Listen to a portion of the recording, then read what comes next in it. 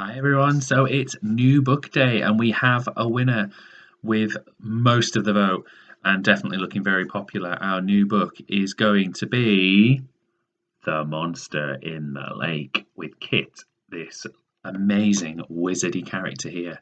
So let's get started with our new book. Chapter number 1, Misspellings. In the bookwood beneath the library, Kit Spencer was practicing spells. She was a stocky girl with red hair, pale skin, and more mud than you usually see on a person who wasn't a professional pig wrestler. At that moment, Kit was wearing her not yet muddy wizard's cloak and hovering a ball of fire above her head. Her tongue was out, and her face was screwed up in concentration. The goal was to raise the fireball above her head and then lower it to the ground. So far, so good. Faith was guiding her through the spell. The librarian was a tall, dark-skinned black woman with ever so slightly sarcastic eyebrows. She was wearing a long fluorescent yellow dress and a chunky blue necklace. Her hair was in long locks, and her elegant nails were painted the same electric blue as her necklace. Unlike Kit, she wasn't wearing a cloak. Mostly wizards only wore those for ceremonies and parties, but as a wizard in training, Kit wore hers to track her progress.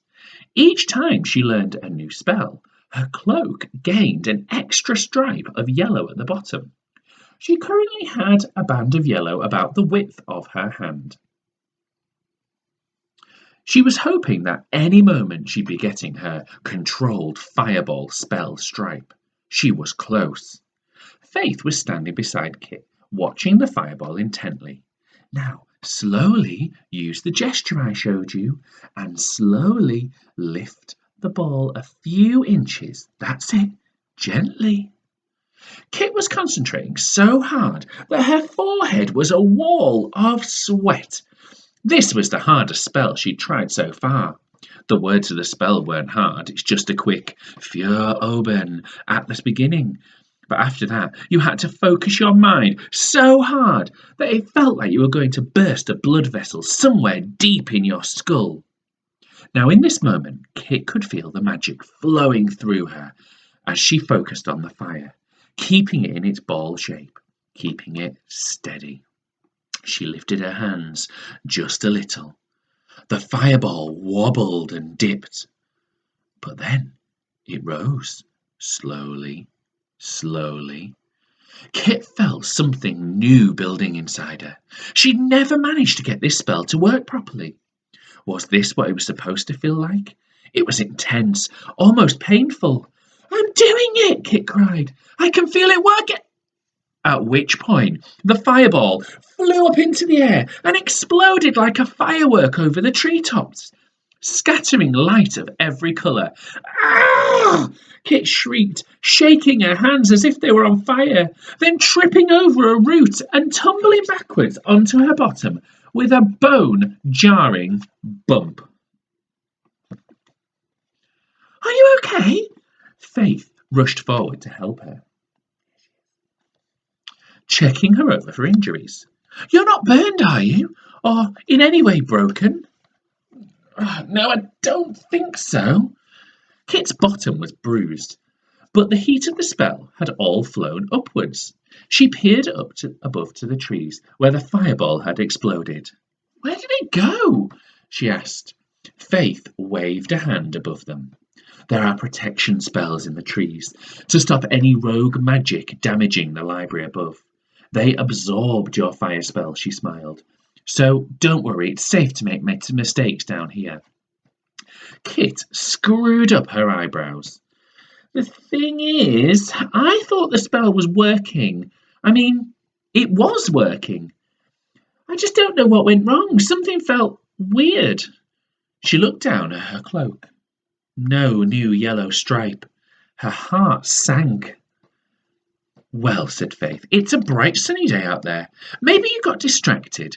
I'm guessing you actually might want to be outside. Maybe you need a break. Kit felt annoyed. Sure, yes, she did have a habit of getting distracted, and yes, it was a sunny August afternoon, and every other child her age was outside in the park or at the swimming pool. But she hadn't got distracted. Not this time. Faith picked up the pile of books they'd been using and ushered her towards the exit of the bookwood. Come on, I think that's enough work for today. Break time. I didn't get distracted though, said Kit, not wanting Faith to think she was lazy. I felt something. Just before it went wrong, I had this rush here. She put her hand to her chest. Faith gave her a curious look. That doesn't sound right, she said. With the books balanced on the crook of one arm, she pulled something out of her pocket. It looked like a tiny silver flute, but it had a little blue gemstone at one end, instead of a mouthpiece. She pressed some little keys, and the gemstone glowed red. What's that? asked Kit. Thermometer, Faith said. She held it away from her and waved it around, back and forth, in front of Kit.